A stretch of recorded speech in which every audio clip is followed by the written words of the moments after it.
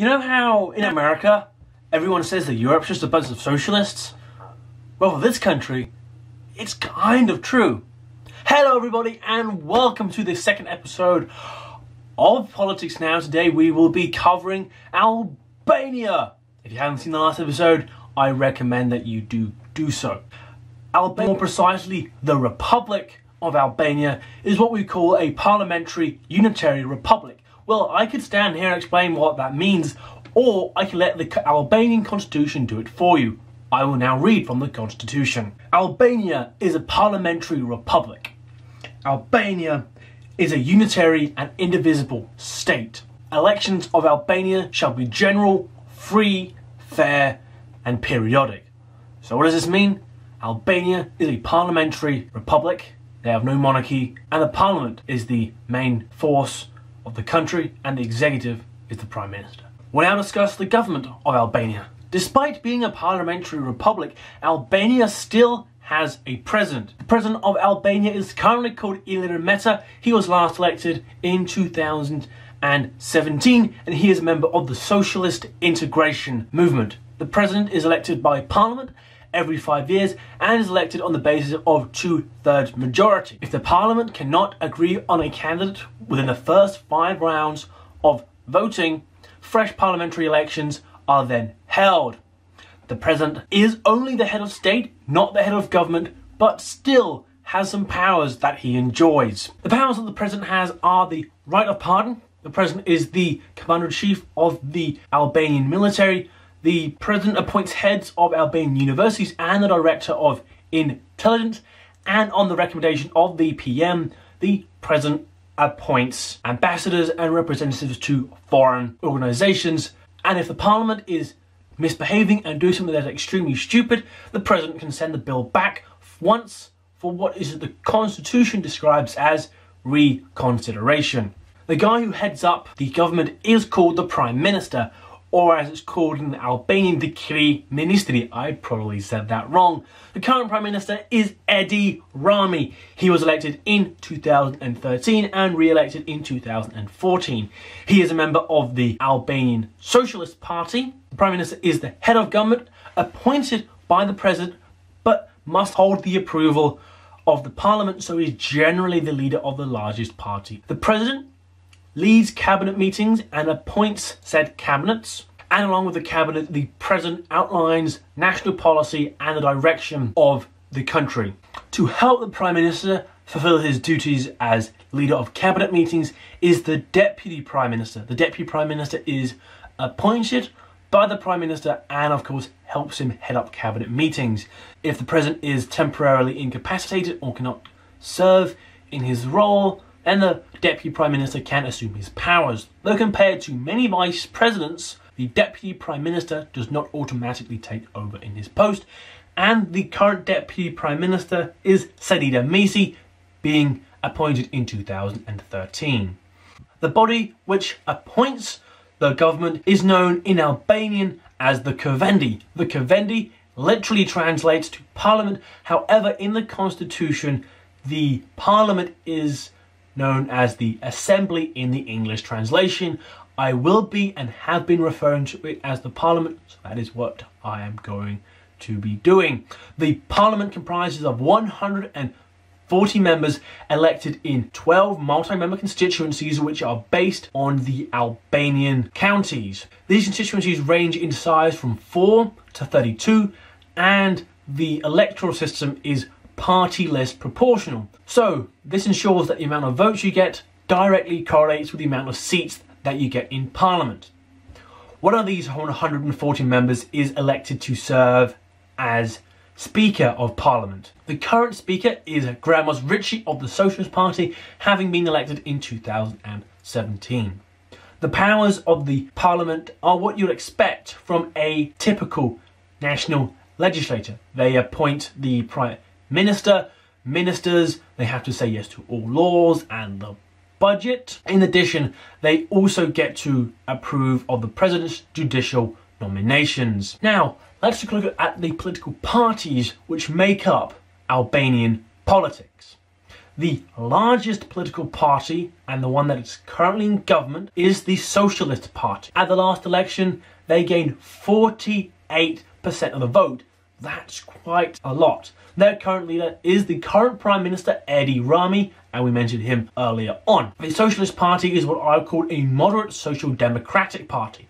On the website, they say that they have lower taxes for 97% of all Albanians, and they have gotten rid of the small business tax, while they still want to invest in the public sector as in education and healthcare. The Socialist Party is the successor to the Party of Labour, which was the ruling party under Enver Hoxha's, probably said that wrong, dictatorship in 1945 to 1990. The party has since then reformed and of course is now a democratic party.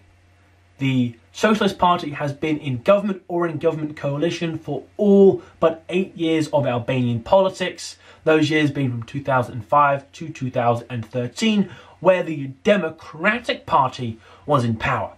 The Democratic Party is the main opposition party right now in Albanian politics, with 29% of the vote in the last election. The Democratic Party is headed up by Muslim Basha, who was elected as chairman in 2017. The Democratic Party is an economically liberal, social, conservative party. Their website stating that free markets is the best way for growth and innovation, and stating that the family is the pillar of society. The last time they were in government was from 2005 to 2013, but in 2009 they could not win a majority, so they needed the help of a third party to form a coalition.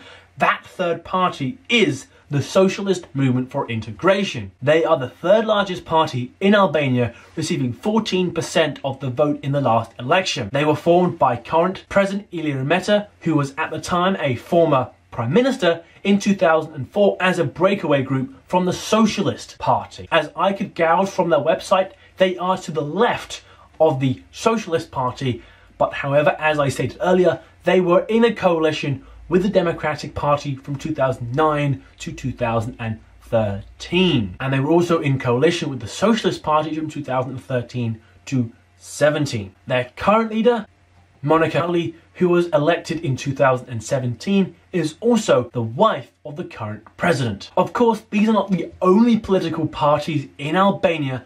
There is also two smaller parties represented in parliament, with the larger of these being the Party for Justice, Integration and Unity, which got 5% of the vote last time around, and the Social Democratic Party, which got 1% of the vote last time around. Of course, we will now look at who oversees these politicians, who make sure they're not breaking the law.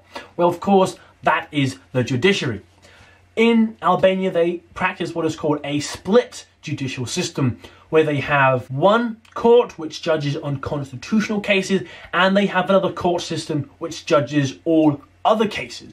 We'll start off with the Constitutional Court, which is called exactly that. I will now read from the Constitution to explain what this court does. The Constitutional Court guarantees respect for the Constitution and interprets it conclusively.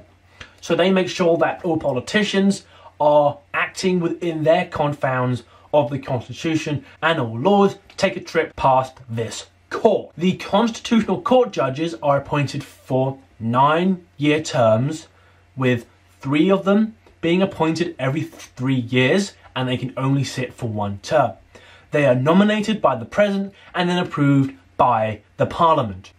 The other of the courts are the criminal and civil courts. I will now read about those courts from the Constitution. The judicial power is exercised by the High Court, and as well by the courts of appeal and courts of first instance, which is established in the law. So they have High Court, appeals courts, and first instance courts. Courts of different levels, which most nations have. The judges in the High Court are appointed by the President, subject to approval of the National Assembly, the Parliament. Judges to lower courts are nominated by the President, subject to approval of the President of the High Court. So the judiciary appoints itself in the lower court. Sense within their experts doing these things. Of course, as with any nation, Albania does not just do politics with its own, it also does politics with the surrounding world, and is also a member of a plethora of international organizations. I'll now do a rundown for you. It is a member of the United Nations and all other organizations that come with that. It is a member of Interpol. It is a member of the Organization for Black Sea Economic Cooperation. It is a member of the IMF and NATO, and is the only European nation with full membership in the Organization of Islamic Conference. It is a member for the Organization for Security and Cooperation in Europe. It is a member of the World Bank and the World Health Organization, and of course the World Trade Organizations, with its largest export partners being Italy, where half of all exports go, with the second and third highest export partners being Greece and Serbia. On the import side, it gets 30% of its imports from Italy, with the other largest import partners being Germany and China. That amounts to it having a trade deficit of about $7 billion, so Albania is a net importer. When it comes to international relations, it has quite close relations with the other NATO members, of course, as a member, and as one of Albania's key foreign policy objectives is to become a member of the European Union. They of course have close relations with that. As a member of the OIC, they also have relations with the rest of the Islamic world, and of course, as Italy being their largest trade partner, they also have close relations there. However, the best friend of Albania has to be Kosovo, with citizens of Kosovo mostly being ethnically Albanian. There is of course a close tie there, and also one of the main foreign policy objectives of Albania is to ensure international recognition of Kosovo. And today's fun fact is the fact that after the downfall of the communist regime of Albania in 1991, there was only 3,000 cars in Albania. That's a total, not in Tirana. There was only 3,000 cars in the whole of Afghanistan. That is about 1,000 people per car. Now that is a lot. And it's of course because of the closed economy under Hoxha and his party for Labour. Well guys, if you enjoyed this video, you know what to do. Leave a like. If you have anything to say, did I miss anything? Did I get anything wrong? Probably. Please leave a comment down below. And if you really enjoyed this and want to see future episodes of Politics Now, you can hit the subscribe button or even join the notification squad. So guys, I will see you next time, where we will be talking about Algeria.